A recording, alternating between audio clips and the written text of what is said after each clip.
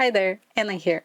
So I started this video series because I wanted to figure out what the hell is going on this diagram. So I actually invited the special guest on the show to help me figure it out together. Let's just go really quick. Moon, prism, power, make a tech, magic happen. Woo! Hi there, it's Sailor Moon here, your architecture tech specialist.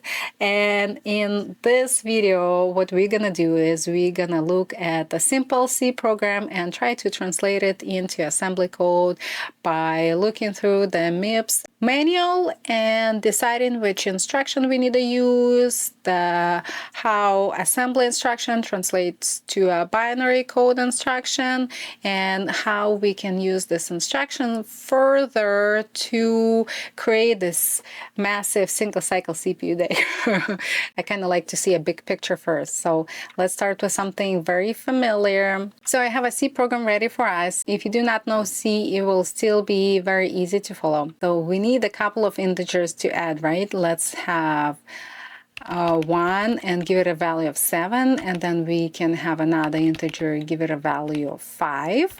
Then we will be adding and storing them in a variable a. So let's say a equals b plus c, and then we can add 5 to it. Then we say let's go to label, and we just print the values a, b, c. And now we can return 0. Now, all done. You see, I told you it's going to be very easy.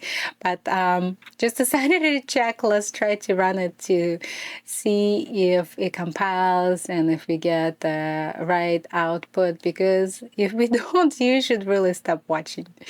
Yeah, and watch something better. Anyways, let's go find this file. Okay, maybe, I just can't spell, but don't get discouraged. Just because I can spell doesn't mean I can't write an assembly code. Keep watching. Where is my program? Look, permission denied. Let's list the permission. Okay, we can add read, write, and execute to this directory. We need to get inside because this is where our program lives. Now we can head into directory, and here's my file. We found it. Let's compile it. It's a C file, so we can say gcc-o name and the name of our program. Permission denied? I feel like my computer is trying to rebel against me. I know it's probably the same problem. Let's just add read, write, and execute again. We can check them, and now we can compile and run it. Look, okay, yay, A is 17, B is 7, and C is 5. Okay, and now we are ready to convert this program into a MIPS assembly code, so we can get one step closer to figuring out what's going on the single cycle CPU diagram. I keep saying it so you know where we're heading. For MIPS, we can add the Mars extension and Visual Studio Code. Look at this.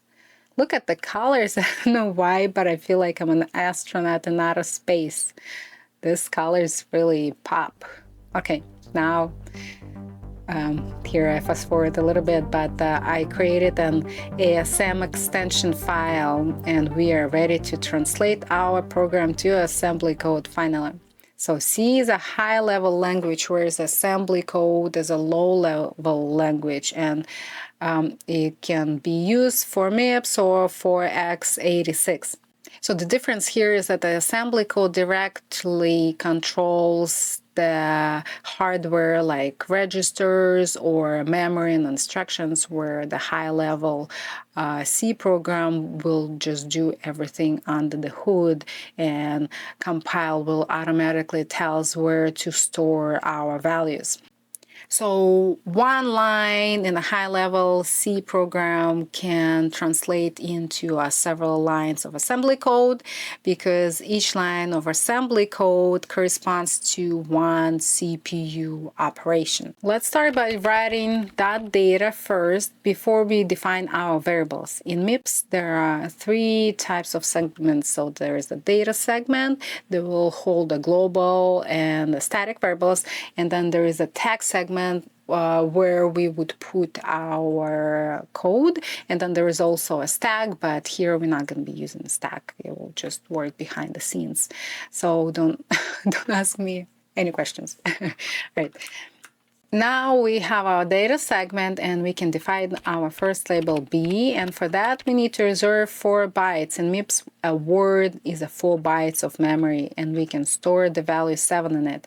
MIPS is a 32-bit architecture, and then since the word is 4 bytes is 32 bits, MIPS registers are 32 bits, so this means that one register can hold the entire value just in that one register.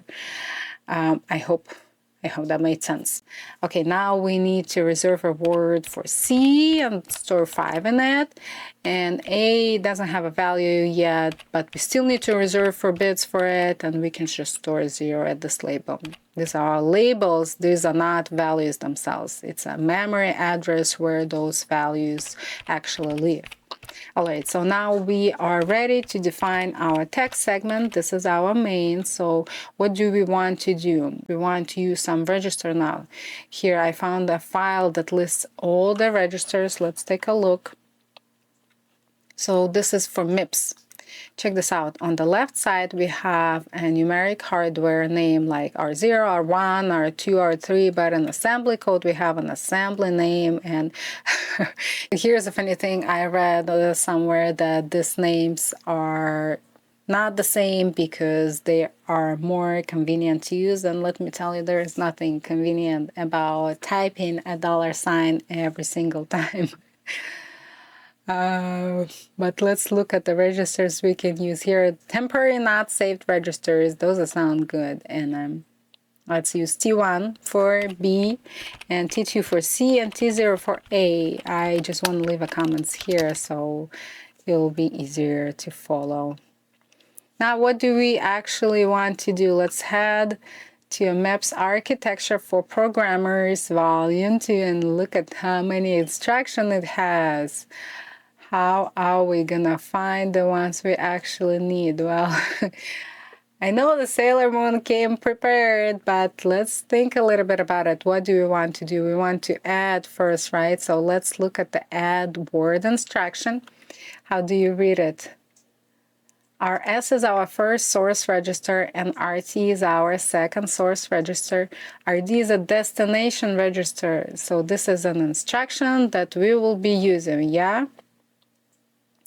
And this is an assembly human readable format, and this one on top is how the computer sees it in the machine level binary code. It looks kind of backwards, right? But it's pretty much the same look. First we have an opcode, then we have our source registers, and then the destination register. Then there is a shift amount.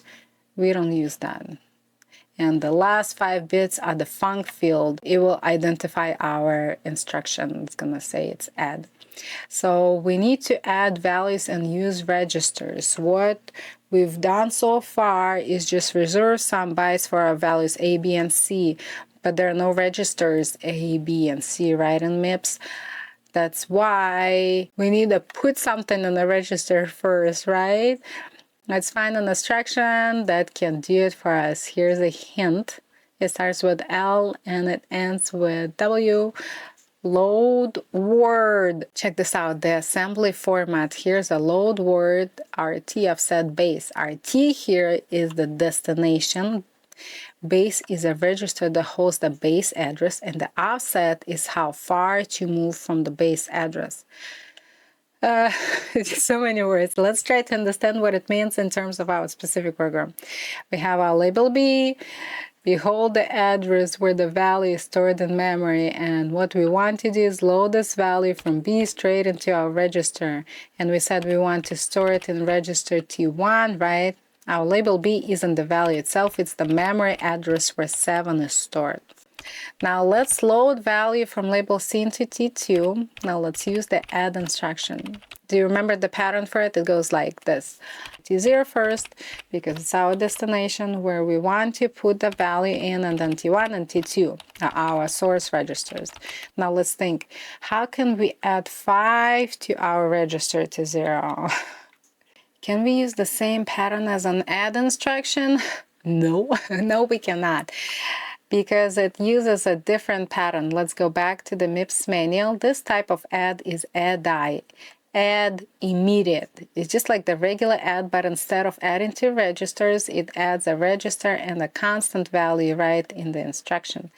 I hope you get the hang of it, right? In binary machine code format, we have an opcode first, then our source register, destination register, and sign constant at 16 bits. So let's go back to our code and use this instruction ADDI T0 T05. It feels like we are done, but we actually need to do one more thing. We need to store the value in our register T0. So it's pretty much the same as a load word, but the opposite, it's a store word, and we say store word T0, comma A, and now we can jump to our label. You want to check out how J instruction looks like? Did I hear somebody say yes? Yes, please, let's go check it out. Okay, let's go do it. Here J stands for jump. The purpose is to branch within the current aligned region. Jump to the effective target address and look at the format here. Look, the jump instruction has a completely different format from the other instructions. Let's go back to our code. And what we want to do now is just to exit our program. For that, we need to use the LI instruction. With this instruction, we need to use a different register. Let's look at the list of our registers. And here do you see V0 and V1? They store the results, so let's say LI V010, and we type syscall. Okay, so now we are ready to run our program, and I already have a SPIM installed. But if you don't have a SPIM, just say apt install SPIM or apt install qt SPIM, and then you're gonna be able to see the output of your SAM file in your terminal window. So let's load the SPIM and load our program, and the name that I chose is example because it's a perfect name for our example program. Okay, so it's loaded, it's a good sign, now we can run it, perfect. And you are wondering why did you not see a result 17 in the terminal window? Well, that's because we didn't tell our CPU to print it. And let's go ahead and do it. To print a value, we can go back to our label section and say LI V01, and 1 is for printing an integer. Now let's look at our register names because we need to use another register, and we need to use the register that would store the arguments. Check this out. A0 through A3 stores arguments, and we can use it now. We can use our load word. We already know how to use it, but with register A0, we also need to say syscall again because the CPU doesn't know how to print to the terminal. So first exit SPIM and load it again. We need to load our example program again and run it. And look at it. We have a value 17 printed. Yay. So we just used the line instruction, but we didn't look in the manual to see what this instruction actually do. Let's go ahead and check out in our MIPS manual. Can we find it? Can you? I can see it. You know what? I have a backup MIPS architecture manual. Let's look at that one. See if we can find this instruction here. And it starts with L. I mean, I don't see it, but do you? And it was actually a trick question. LI looks like a real instruction, but it's not in the manual because it actually isn't a real instruction. Can I say that? I don't know, but for small numbers, it translates to ADDI because it will hold 16 bits, but for larger values, it will use two other instructions to hold the upper and the lower 16 bits. So the instructions are LUI and ORI, I believe. Together, 16 plus 16, it will be 32 bits. 32 bits goes into a 132-bit register, and voila. So we're almost done, but here's another fun instruction I want to look at. What if we want to print an intermediate value, right, of 12 when we first add B and C and put it in A, but how can we do that and return back to our flow? Well, here is the fun instruction called gel. Gel instruction that will jump to, for example, print a subroutine, and we need to define print a. Now let's look at gel, okay, in the manual. So it looks almost like jump, but it has a different code, and what it does is saves the return address of the next instruction in a register. Let's look at our registers. It saves it in RA, which is the return address. So this is how the program knows where to come back. Now we can use our fake instruction li to print an integer. Then we can use move to move value from T register into A0 register, which is the same register that we used to print an integer before. A0 stores arguments, and we can use a syscall right now. We can print an empty line too, okay, so it wouldn't be all jumbled together. Let's say li A0 10. 10 in ASCII is a new line. Then we can say syscall, and finally, don't forget, we need to say JR RA, which is jump to the return address in RA, the instruction immediately after the gel. Okay, now we can exit SPIM, so we can start it again. We need to load our example ASM program and run it. And look, we got 12, a new line, and 17 printed. Yay! I'll be honest with you, this is not my first time doing it. I spent hours and hours of my personal time just to try and figure out that you need to quit SPIM and then go back into it again. Otherwise, it's not going to give you a correct output. And I was racking my brain. Why was I not getting the output correctly? Was I using the wrong instruction, something? Well, hey, you know, here's an advice. Quit SPIM before you want to load your program again. I told you Sailor Moon came prepared, yay. So now we look at all those different instruction types in action, and we can look into them separately and see how each of them will fit in our single cycle CPU diagram. And we will start with add and ADDI. The next video is coming. Stay tuned. Pew, pew, pew. Sailor Moon is signing off. Moon Prism Power, take a Moon Prism Power, take a, oh my god, Moon Prism Power, make a attack magic happen, woo!